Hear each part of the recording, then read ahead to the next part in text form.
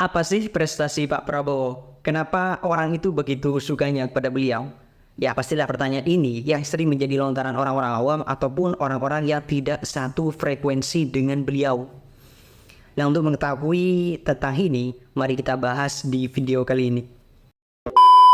Menurut saya pribadi, setidaknya ada 3 prestasi yang menempatkan Pak Prabowo itu berada dalam kualifikasi sebagai leader. Ia membangun narasi kebangsaan dan melakukan langkah-langkah besar untuk kemajuan negara Indonesia. Dan dalam langkah itu terbukti dalam prestasi beliau. Apa saja prestasinya Pak Prabowo? Yang pertama, merawat memori rakyat Indonesia dari talentanya sebagai bangsa besar, yaitu dengan cara merawat memorinya sebagai macan Asia. Hingga diberhentikan dari Komando Kopassus, ia tetap dikenal sebagai jenderal brilian, berwawasan militer yang bagus, memiliki pengalaman lapangan dan wawasan intelektual. Pak Prabowo juga dikenal sebagai representasi jenderal hijau, barisan jenderal ramah dengan kaum beragama, bukan barisan jenderal-jenderal sekuler.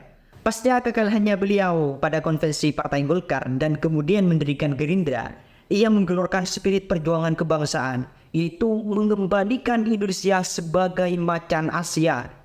Nah, komitmen itu berdampak pada penyadaran kolektif akan eksistensi Indonesia sebagai peradaban bangsa besar dan berdaulat, tidak berada di bawah subordinasi bangsa-bangsa lain. Pembangunan Indonesia itu tidak hanya untuk mencapai kesejahteraan segenap rakyat, melainkan untuk meneguhkan kembali eksistensinya sebagai salah satu pilar dari pencorak peradaban dunia. Dalam artian, negara kita ini bisa saja sejajar dengan peradaban Cina, Eropa, Amerika, Rusia, dan bangsa-bangsa lain.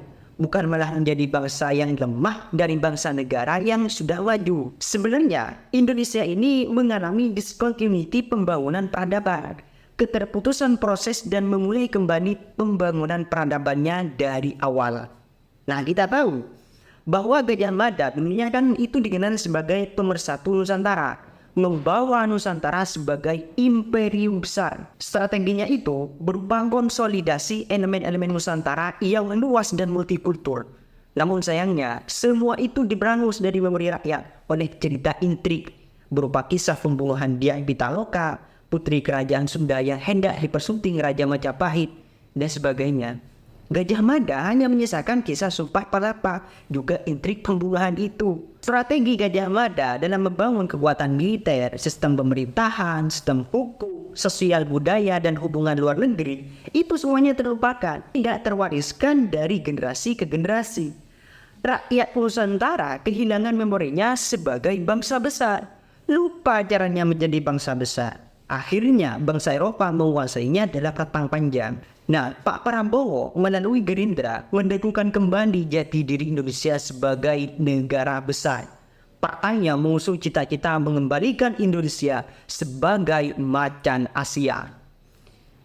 Ideologi gerakan politik Pak Prabowo itu menjadikan memori rakyat Indonesia terus tertanami spirit akan jati dirinya sebagai bangsa besar. Pendukung ataupun lawan politik Pak Prabowo terpaksa memutuskan dirinya sebagai penjaga dan pembela bangsa besar itu. Setidaknya spirit itu menjadi tetap terawat secara kolektif dalam benak rakyat Indonesia. Pak Prabowo adalah satu-satunya kekuatan politik yang terus-menerus mendengungkan spirit itu, memungkinkan Indonesia tidak terjerembab seperti Mongolia, memiliki kisah sebagai bangsa besar akan tetapi tidak tahu lagi bagaimana caranya menjadi bangsa besar. Prestasi yang kedua yaitu mengurai ketergantungan alutsista pada satu blok kekuatan adidaya geopolitik. Krisis ekonomi tahun 1998 menjadikan Indonesia sebagai bulan-bulanan Amerika Serikat. Suplai persenjataan diblokade, kekuatan militer Indonesia rapuh. Pak Prabowo sejak 2019 menjadi Menteri Pertahanan, Indonesia tidak menggantungkan lagi pada satu kekuatan industri militer. Pengamat mengatakan kekuatan alutsista militer Indonesia itu gado-gado. Ya, sejatinya pernyataan itu adalah strategi keluar dari sandera oleh satu negara produsen alutsista.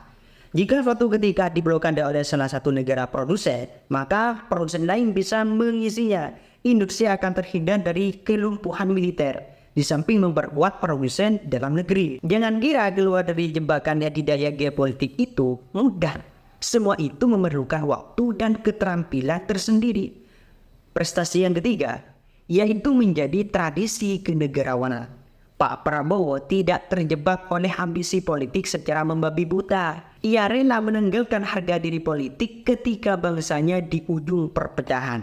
Ia legowo menerima pinangan menjadi menteri dari orang yang telah mengalahkannya dalam Pilpres 2019 agar perpecahan politik bisa dilerai. Resikonya ya pasti dimusuhi oleh sejumlah pendukungnya. Ketiga prestasi itu di luar prestasi teknis seperti beragam kegiatan pemberdayaan, capaian program 5 tahun di Kemenhan selain Hatusista, terobosan-terobosan kemajuan seperti mendirikan akademi sepak bola, kegiatan filantropi, dan berbagai macam lainnya.